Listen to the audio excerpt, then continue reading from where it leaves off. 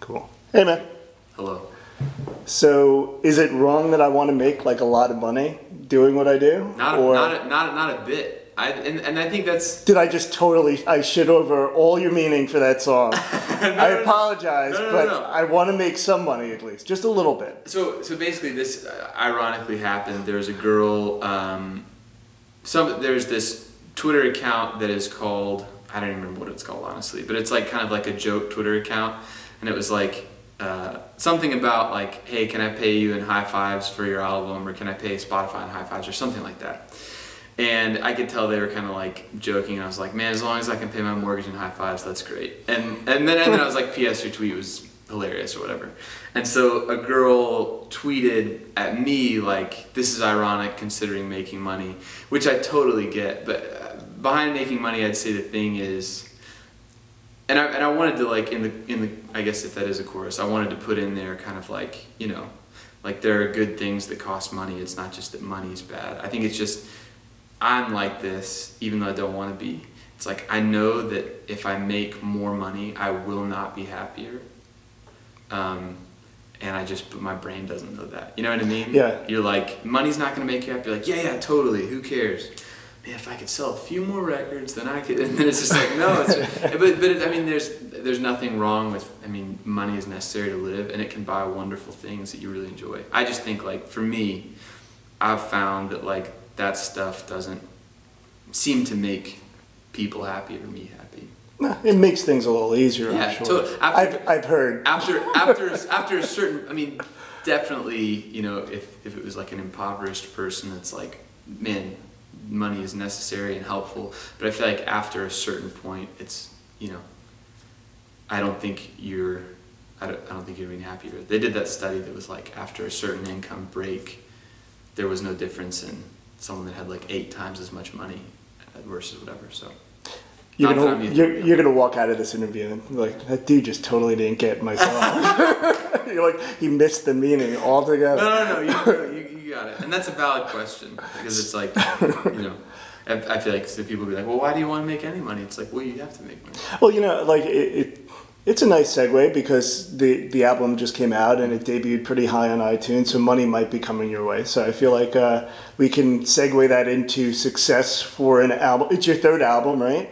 Yeah, so this is my 3rd sort of real album. I made a couple albums in college, but I wasn't able to really...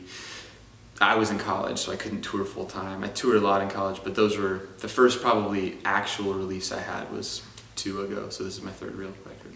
Was there how long did it take you to kind of put this out? Are these songs you've been living with for a while? Yeah, really for the last maybe like 2 or 3 years, probably the last 3 or 4 years, it's been a pretty... the record cycles and the sort of touring has sort of blurred together, so it's sort of all been in motion. I wrote all these songs after the last record came out, and yeah, so I mean, I have been living with them for a while, but there's no like really old songs on it. It's all sort of newer than the last record. I always find that funny, like interviewing bands about like a quote unquote new album, whereas like for them it's like I wrote that in college like 10 years ago. You're just hearing it now, but I've been like kind of sick of playing it because I've been playing it for 10 years. No, they're all. I mean, they're all new, as in like this record cycle new. Right. I mean, yeah. Do all the songs, or I guess maybe they changed song to song? They just basically start with you and an acoustic guitar. I mean, you're playing the piano right now. But... Yeah, I mean, there's songs that are like big and poppy that start out with different production stuff, and then there's like the Making Money song I played and Life Keeps Moving On both start out kind of the way I played them. But there's songs that start out with like the whole band and that kind of stuff. It's not all like introspective, like totally singer-songwritery. There's a couple different flavors maybe.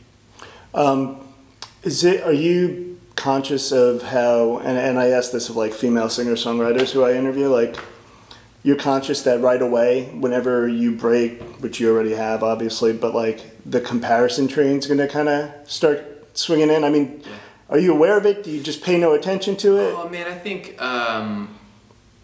to me, I don't think there's anything wrong with it because, first of all, I feel like a lot of people that do that, that's sort of like what, you know, they're not like an encyclopedia of music, and so, you know, they see young guy playing kind of poppy music. If I've got a guitar, they're like, oh, kind of like John Mayer, which I take no offense to, because I mean, he's a fantastic musician, and I feel like, you know, or if they see me playing piano, it's like, oh, like, I mean, Ben Folds or Jamie Cullum or whatever, and again, like, fantastic musicians.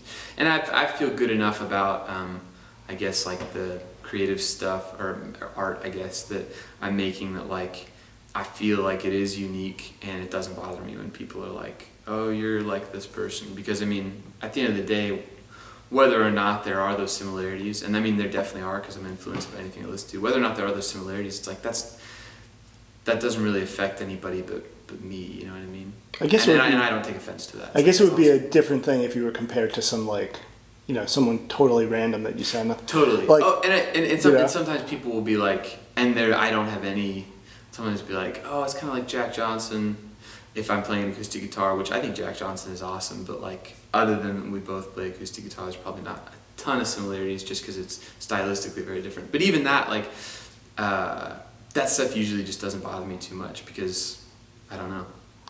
That's what those people have to connect, and it's like, that you're putting me in with something that you like is great. As a writer, it's hard, because sometimes you don't want to go there, but you know at the same time that you kind of have to spell everything out a lot of times Sure. for people. So it's like, he sounds like a cross between John Mayer and Shaka Khan, you know? Yeah, totally. Which, by the way, someone should have that voice. Wouldn't that be amazing? That would be awesome. So, obviously, when you put out a new record, you have to tour and support it. Mm-hmm. You're going to be on the road mid-September on, pretty much? We'll be, the first show is, I think, September 18th. We start in the Northwest, and then it's through, like, November, I think, like, 8th or 9th, and we're basically going to be everywhere in the States. I mean, not actually everywhere, but all of the regions. Yeah. Cool, man. Well, good luck with everything. Thanks so much. It was a pleasure. You know, it's nice because your songs actually have weight to them. Well, I really appreciate that. Yeah, so cool. Thanks for stopping by. Absolutely. And thanks, by the way, for not wearing socks. Just wanna pan down.